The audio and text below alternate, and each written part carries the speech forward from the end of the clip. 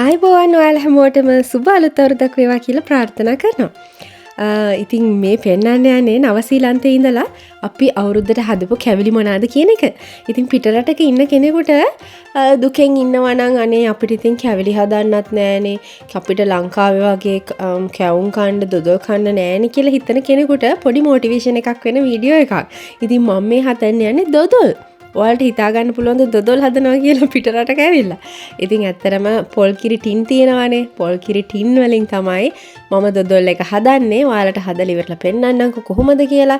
මම මේකට ගත්තේ පිටි 250යි, සීනි 500යි. ඒ සීනි 500ෙන්ම ටිකක් ගත්තා සීනි කැරමල් කරගන්න.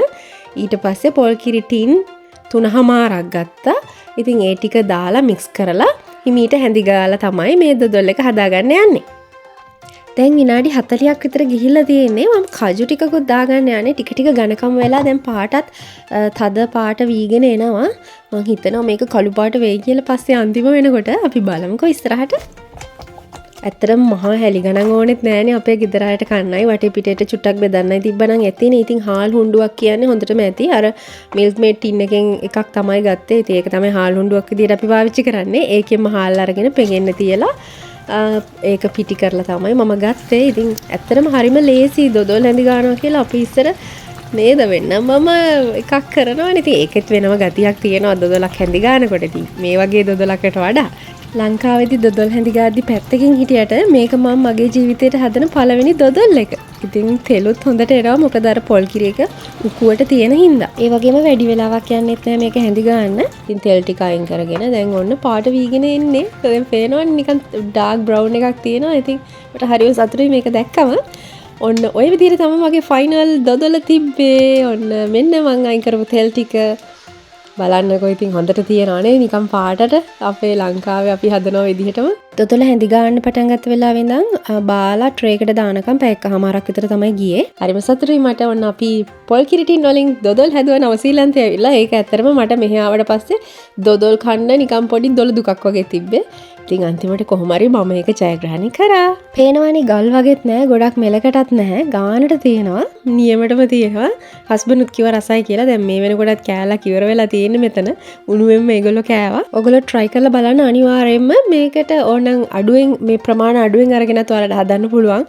බයයි නම් එකපාරටම ලොකු වැඩකට යන්න. ඉතින් try කරලා බලන්න අනිවාර්යයෙන්ම මේක මාරම රසයි. ඊළඟට මං හදන්න යන්නේ චොක්ලට් කේක් එකක්. ඇත්තටම මේ චොක්ලට් කේක් එක හදන්නේ අවුරුද්දට විතරක් නෙමෙයි. මොකද හස්බන්ඩ්ගේ බර්ත්ඩේ එක. ඉතින් ඒකටත් එක තමයි හදන්නේ. මේකෙත් ඉතින් රෙසිපීස් නම් YouTube එකේ ඕන තරම් තියෙනවානේ perfect recipes එකක්. හොඳ එකක් බලන්න. මම ඉතින් එක්ස්පෙරිමන්ට් එකක් වගේ තමයි හැම වෙලේම කරන්නේ. එක එක්කෙනාගේ හැම වීඩියෝ එකක්ම බලලා මගේම රෙසිපි එකක් හදාගෙන මට ඕන විදිහට තමයි හදන්නේ. මෙතන නම් සෙල්ෆ් රේසින් ලා 220ක් ගත්තා. ඉතින් 250 වෙන්න මම චොක්ලට් පවුඩර් ඇඩ් කරගත්තා. ඊට පස්සේ පිටි 200 ඒක 250 වෙන්න හදාගෙන ඊළඟට සීනි 250යි බටර් 250යි ඒ ටික තමයි ගත්තේ. ඒ වගේම බිත්තරත් මම මෙතනදී මැනලා ගත්තේ 250. එහෙම නැතුව බිත්තර 4යි බිත්තර 5යි කියලා ගත්තේ නෑ. හැබැයි බිත්තර 5ක් ආවා 250ට. ඉතින් චොක්ලට් කේක් රෙසිපීස් ඕන තරම් තියෙනවා YouTube එකේ. ඔයාලට කැමති එකක් බලලා හදාගන්න පුළුවන්. මෙන්න මෙහෙමයි මම හැදුවේ.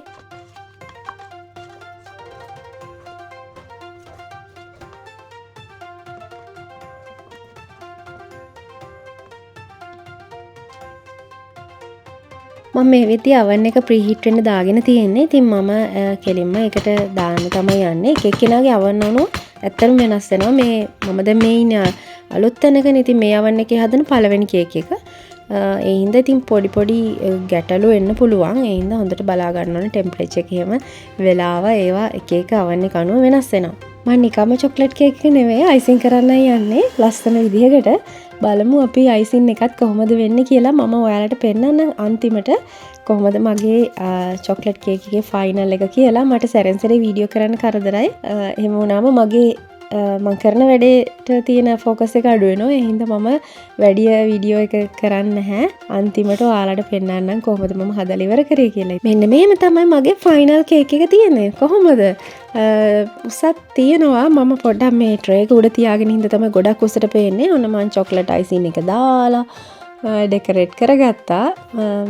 බලන්නකො මට ඉතින් හරියට බඩු නැති හින්දා කරන්න අමාරුයි. මම මංගාව තියෙන බඩු වලින් තමයි මේ ඩෙකොරේෂන්ස් කරගත්තේ.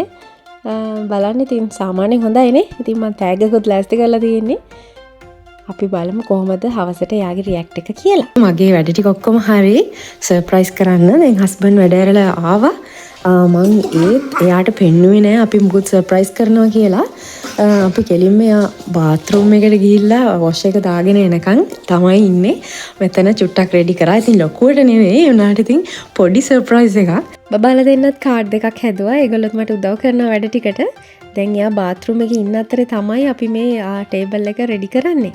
ඔන්න ඒ සීන් එක ඊයෙන් ඉවරයි. ඔන්න දැන් අද හදන්න යන්නේ කිරිටොපේ. ඉතින් කිරිටොපේ හදන හැටි නම් හැමෝම දන්නවනේ. කන්ඩෙන්ස් මිල්ක් ටින් එකක් ගත්තොත් ඒකෙන් අපිට හදාගන්න පුළුවන්. සීනි කන්ඩෙන්ස් මිල්ක් එකයි එකට දිය කරලම ලිපේ තියලා හැඳි ගන්න පටන් ගන්න. වතුර ගොඩක් දාගන්න එපා. අර ටින් එකේ හේදෙන්න චුට්ටක් වතුර දාගත්තොත් ඇති. ඒකෙන් සීනි එක දිය කරගන්න පුළුවන්. ඉතින් ඒ විදිහට හැඳි ගගා හිටියාම ඉතින් කිරිටොපේ එකේ හැදේ කියලා මම බලාපොරොත්තු වෙනවා. ඒ වගේම මම බැදගත්ත පොල් ටිකක් එකතු කරනවා. ඒ වගේම කජු ඒවා මේවා නම් කොහොමත් කට්ටිය එකතු කරනවනේ. මේ බැදගත්ත පොල් ටිකක් එකතු කරගත්තම චුට්ටක් අර ඒක ඩෙසිකේටඩ් එකක් වගේ ටිකක් හැපෙද්දි පොඩි වෙනස් රසක් තියෙනවා. ඔයාලත් කැමති නම් try කරලා බලන්න. ඉතින් අර ඉක්මනට කැටි වෙනවනේ.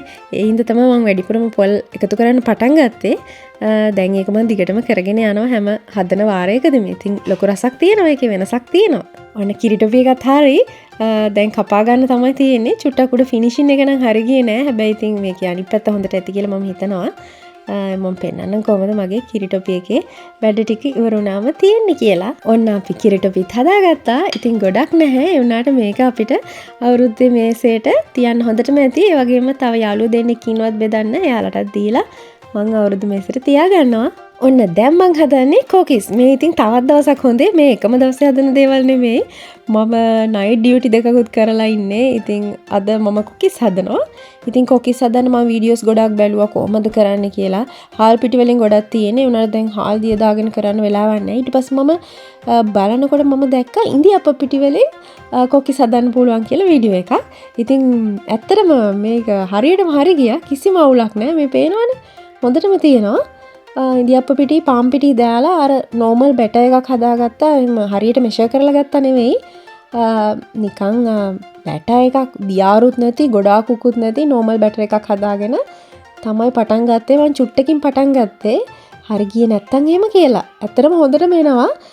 මම පින්ක් කලර් කියන්නේ කලරින් දාගත්තා. මොකද ඉන්දියාප්ප පිටි එක රතු පිටි එකක්. ඒකට කහ දැම්මොත් එහෙම හරි ලස්සන කලර් එකක් එන්නේ නැති වෙයි කියලා හිතලා තමයි මම රෝස පාට try කරේ. ඇත්තට මේක හොඳටම ආවා. ඔයාලට පේනවනේ. ඒ වගේම මේ කොකිස් අච්චුව නවසීලන්තයට ඇවිල්ලා අපි කවදාවත් කොකිස් හදලා නැහැ. මේක ගිය පාර මගේ තාත්තා නවසීලන්තේට කොට අරන් ආපු කොකිස් අච්චුව. ඉතින් ඒක මම ගොරක එක්ක ගොරක කෑලි ටිකක් දාලා වතුර එකක විනාඩි 15ක් විතර තම්බ ගත්තා. ඒ කියන්නේ ලිපේ තියාගත්තා. ඊට පස්සේ තමයි මම කොකිස් හදන්න පටන් ගත්තේ. ඇත්තටම කොකිස් එක නිකම්ම ගැලවෙනවා. කොකිස් අච්චුවක් ගෙනාපු ගමන් අනිවාර්යයෙන්ම දාන්න ගොරකයි වතුර වල දාලා ටිකක් තැම්බෙන්න තියලා ගන්න. ඊට පස්සේ කොකිස් හදන්න පටන් ගන්න. නියමටම ගැලවෙනවා. මේ බලන්නකෝ ආය කෝටු වලින් අනින්න දෙයක් නැහැ. මට කෝටුවක් හොයාගන්නත් බැරි වුණා. ඉතින් ඒක නියමටම ගැලවෙනවා. කොකිස් එක නියමටම තියෙනවා. මට මාර සතුටුයි. ඔය විදිහට තමයි මගේ කොකිස් වැඩේ ගියේ. ඉතින් ඔන්න කොකිස් එකත් හරි. දැන් ඊළඟට තියෙන්නේ කැවුම් හදන්න. ඉතින් අද කැවුම් හදන්නේ හෙට තමයි හදන්නේ. මං පෙන්නන්නම් ඒ වීඩියෝ එක හෙට කොහොමද මගේ කැවුම් වැඩේ ගියේ කියලා. ඔන්න අද තවත් දවසක් මම කැවුම් හදන්න තමයි යන්නේ. ඉතින් කැවුම් හදන්න මම රතු හාල් පිටි හුණ්ඩුවක් අරගෙන තියෙනවා. ඒක මම බ්ලෙන්ඩර් එක දාලා අඹරනවා. මේක ග්‍රයින්ඩ් එකක් නෙමෙයි. ඒ හින්දා මේ අඹර ගන්න ටිකක් අමාරුයි. ඒ හින්දා මම හාලුයි පාම් පිටි ටිකකුයි ඒ වගේම සීනි පොල් කිරි ඔක්කොම මේකටම දාලා අඹර ගන්නවා. එතකොට ලේසි වැඩේ. ඔන්න මේ විදිහට තමයි මගේ බැටර් එක තියෙන්නේ. පේනවනේ ඉතින් කිසි වෙනසක් නැහැ. ගිය පාර නම් මම සීනි කළු කරේ නැහැ. මේ පාර කළු කරෙත් නැහැ. ඒ වුණාට මේ පාර මං සීනි අඩුවෙන් ගත්ත නිසාද දන්නේ. කලර් එක චුට්ටක් ලයිට් බ්‍රවුන් එකක් තමයි ආවේ. අර ඩාර්ක් බ්‍රවුන් නෙමෙයි. ඔරිජිනල් කැවුම් වල කලර් එක ගන්න බැරි වුණා මේ පාර. ඉතින් ඊළඟ පාර හදනකොට සීනි ටිකක් කළු කරලා දාන්න ඕනි කියලා මම හිතුවා. හොඳට පිපිලා එනවා. පේනවනේ ලස්සනට එනවා. සොෆ්ට් එකටත් තියෙනවා හදපු කැවුම්. ඉතින් අර කලර් එක තමයි චුට්ටක් වෙනස්. අවුලක් නැහැ. ඉතින් බ්‍රවුන් එක කලර් එකට තියෙනවා. මේ පේනවනේ මගේ කැවුම් ටික. ඔන්න ඉතින් කැවුම් වැඩෙත් හරි.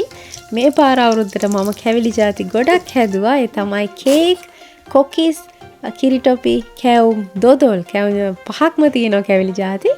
ඔන්න ඔය විදිහට තමයි අපි මේ පාර අවුරුදු සමරන්න යන්නේ. ඉතින් අවුරුදු දවසෙත් අලුත් වීඩියෝ එකකින් ආයෙත් හමු වෙමු. ගිහිල්ලා එන්නම්. කියෝරා